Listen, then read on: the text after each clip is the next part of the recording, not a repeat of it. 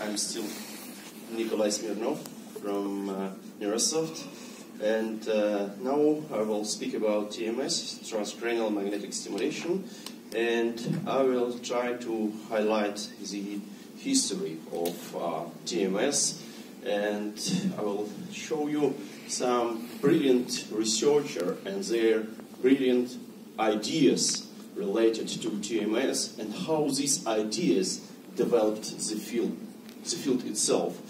And I will start from, I will start from very ancient times, from 18th century, when Luigi Galvani was experimenting with electricity, and he tried to apply electrical current, electrical charge to the live tissue, to the frog muscle, and as he expected, he was able to observe muscle movement when electrical charge was applied to this muscle. Today we all know that the electricity is responsible for signal transmission from the brain and from central nervous system to the muscles, but it was the first time when when this was proved. The next step in our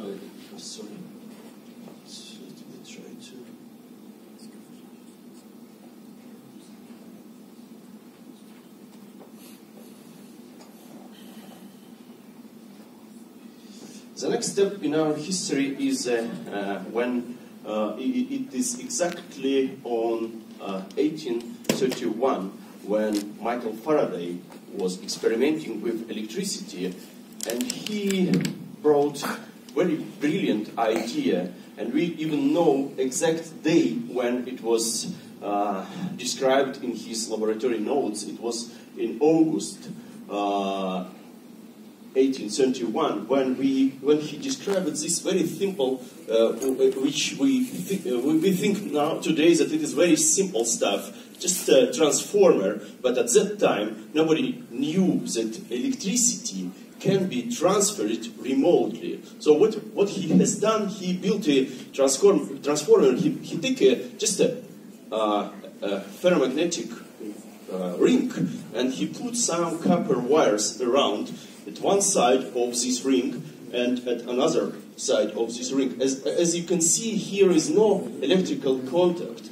Then he connected these wings to the battery, and then he closed the circuit with this switch. And at a very short time, the electrical current flew from the battery to the first ring and induced electromagnetic field in this ferromagnetic ring, and in the second winding he was able to observe electricity. What I will do right now, I will try to reproduce his experiment with this machine. So actually this is the same thing. This is a coil, electromagnetic coil, which has, can you switch off the lights, which has several wings of copper, and here I have a bulb, the same bulb which you have in your car in the front lights, and here I have also several wings of copper. Very simple stuff. And then when I put it here and when I will push this button, you see the bulb is lighting. The same thing. I can transfer you can put the light back. I can transfer using electromagnetic field, transfer electricity from this device to this bulb, and this is light. And then you can put it on, yeah. And then in 1985, more than 100 years later, Tony Barker asked himself, can I transfer the electricity from something around the body into something within the body? We know that from Galvani's experiments, we know that electricity is responsible for a muscle movement and for a signal transmission via central nervous system, can we build something which would evoke tissues inside the body? And the concept was simple, and today we say this is a TMS concept of transcranial magnetic stimulation. So if you would take a easy coil, and if you would put electrical current in this coil, and if this current will be alternating, then alternating magnetic field will appear around the coil, and this alternating magnetic field can easily go through the clothes, bones, skin, and reach conducting structure behind.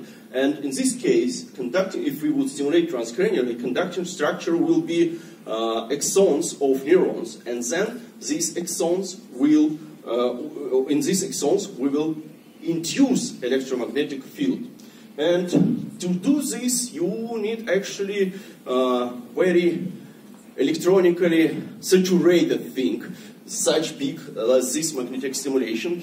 Tony Parker, did several mathematical estimation, and he understood that to do this you need at least 2000 volts charge, and this charge should go through the winding in very short time, 280 microseconds, which is very, very short time. So, but if you are able to build such machines, then you theoretically can stimulate transcranially. So, and he built this TMS, transcranial magnetic stimulator, which is basically the same stuff. So, TMS coil, the capacitor, you can say it is a battery, and the switch. And then you can stimulate, which Tony Parker actually did, and which we try to do together with you right now. So what he did actually, he did the machine which was having big capacitor and the coil like this one. And the first his experiments were experiments with peripheral nerves. So he took the coil and he put on the peripheral nerves, and if you look at my fingers, you will see that the fingers are jumping, and even if I don't touch with the coil, if I don't touch with the coil the peripheral my body, I still can evoke this movement remotely. It means that the concept was proven, and he built, Tony Parker built your first peripheral peripheral magnetic stimulator, but it was not accepted by community, because you can do the same thing with electrical stimulation. You don't need such a big stuff to do this. And then it took another several years for him to build transcranial magnetic stimulator, which could stimulate transcranially. And this is the picture showing his exact first transcranial magnetic stimulator. As you can see, it's pretty the same thing. Big box and the coil, and it can do this. If you would put the coil on the patient, and if you would deliver the pulse, you will see the muscle is moving. And it's quite focal. If I would stimulate here, nothing. If I would stimulate nothing, only when I'm exactly at the motor hotspot, the muscle is jumping. The hot point of this coil is here. So he published the first article about TMS in Lancet in 1985, and people started to do this. People started to do transcranial magnetic stimulator, and of course, you would love not only to observe muscle movement, you would love to record it with EMG. And what you can do, you can connect EMG amplifier, which I have here.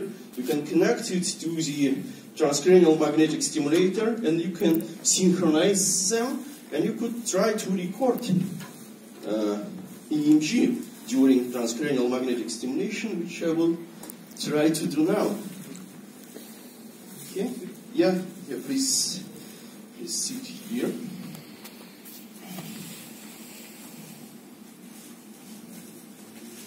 So before you do a TMS, you should ask the person to whom you are do this.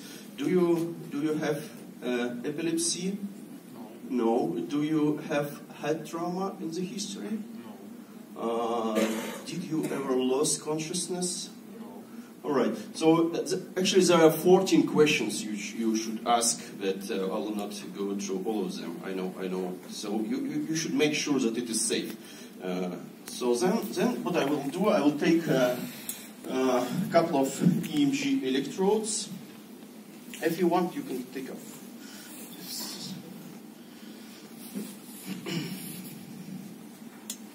And I will put electrodes on the peripheral muscle.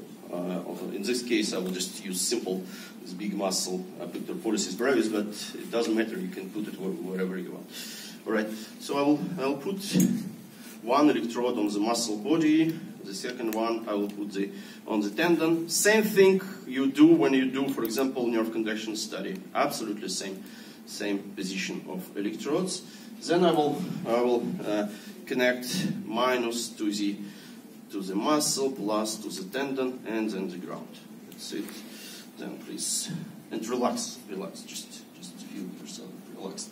Then I run the software, which able to record the signals, and then I create here new exam. Say OK, and I will start new test. TMS, transcranial magnetic stimulator. Now the computer takes control over the TMS. You see it's restarted now, and it says USB. With this, I can change intensity of stimulation. I will put something like 30. I will start with low intensity, and now if I'm stimulating, if I'm pushing the button, the machine delivers the stimulus, and I can record it. I will take a coil, and I will start delivering the stimuli. Right.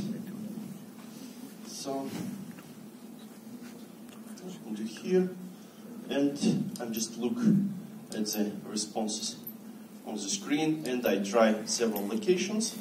I see no response. I increase intensity by 5%, and again, same thing. I'm trying several locations. No, increase by 5, and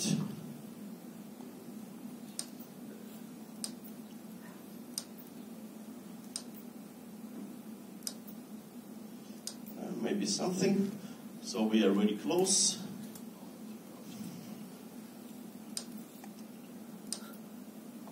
Yeah. So this is actually the response, and let's try to see what will going on if I would increase intensity. So I will increase it gradually by 2, for example. My left eye is responsive. That's okay, sure. You see the amplitude of response is increasing. So if I increase the intensity of stimulation, the amplitude of response is also increasing.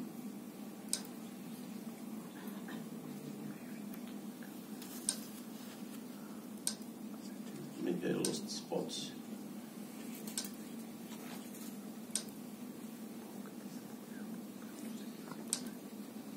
The coil orientation should be like a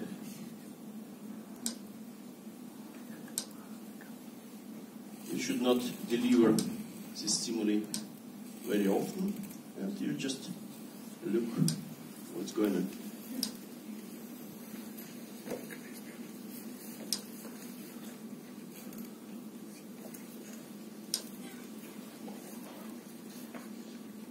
You can mention that responses are increasing with increase of amplitude. Now I increase the scale just to show it better. And you see the responses are never the same. They are all different. I'm not changing the position of the coil. I'm not changing the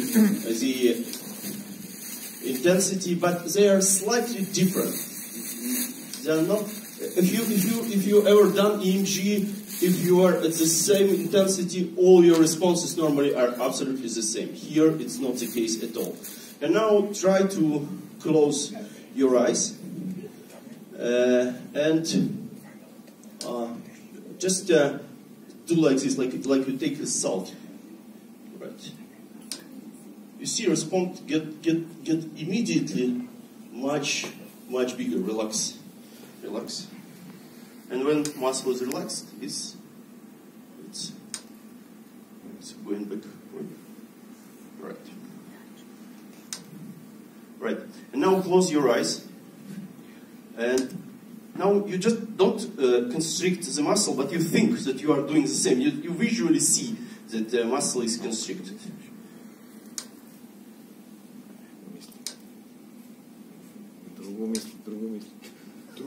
You should see it. You should imagine that muscle is constricted.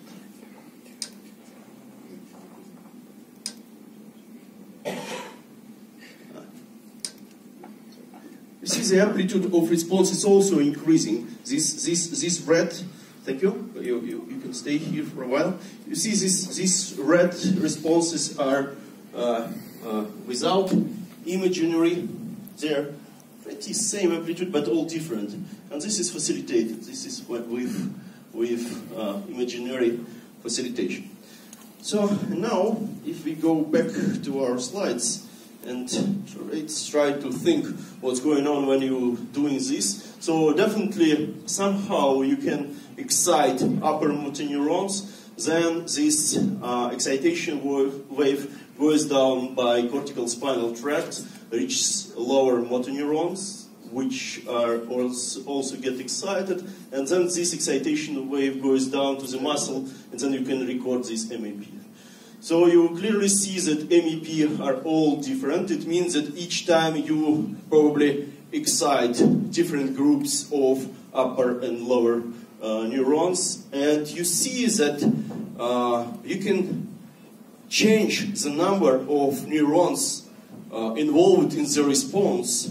You can, for example, ask the patient to constrict the muscle, then you pre-activate some of them, and more of them respond on your stimulation. You can do the same with imaginary stimulation. You can ask the patient to think about movement, and also some motor neurons will be pre-activated. So we can say here that TMS amplitude of MEP reflects overall activity in the stimulated area of the cortex.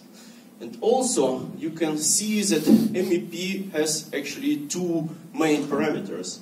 The first is amplitude. And amplitude is responsible for let's put it simple, the number of neurons can be activated with one single pulse.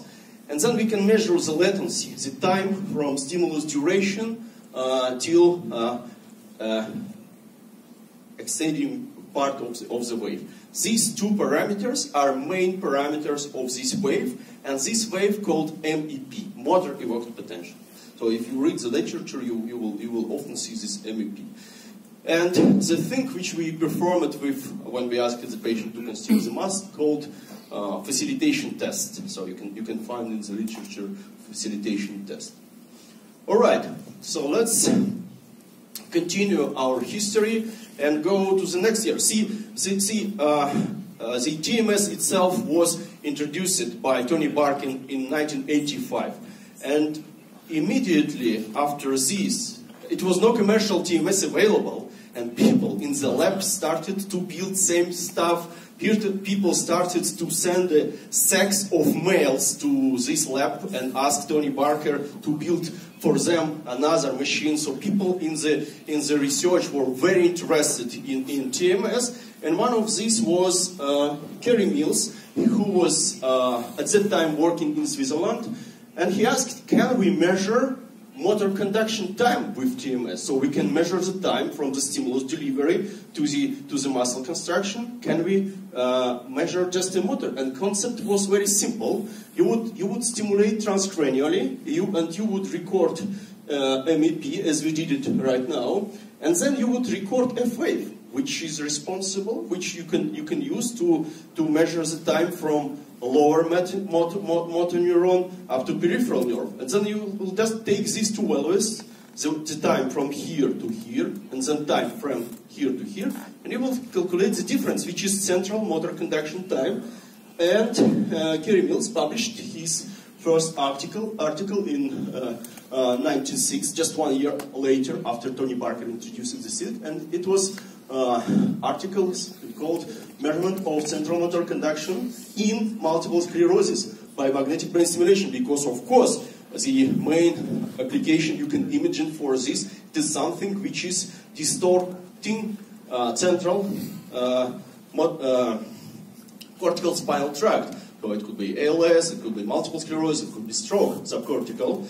And here I will just put some couple of clinical samples of Dr. Nickolay, who is doing much things with a multiple sclerosis patient. And this is the example. And you see that in this particular case, the response is lower than, for example, we see here it's below 1 millivolt, and conduction time in this case is just 16 milliseconds at the upper limb, subductor pollicis brevis, where the normal value is 9, so it is almost twice as much as the normal value. And then if you go to lower limbs, it's even worse. It is 34, where the normal is 15. It is more than twice bigger. So it's a simple example of how this technique can be used in daily practice. So what was before was mainly about research labs. Now, from this article, from this time, you can put this TMS in your daily practice. And then people started to, that's another example with spinal cord injury, and here you just can see very big asymmetry at the right and left. I will not spend time on this. And same year, in 1996, very brilliant researcher, John Rothwell, said, I have so many ideas about TMS, and they established a lab in UCL, University College of London, and they started to do many things with TMS, but I will do one interesting thing which will help us to understand what's going on in the brain when you deliver TMS pulse. I will try to record what we call silent period. So what I will do, I will select another test in the software, and now I will.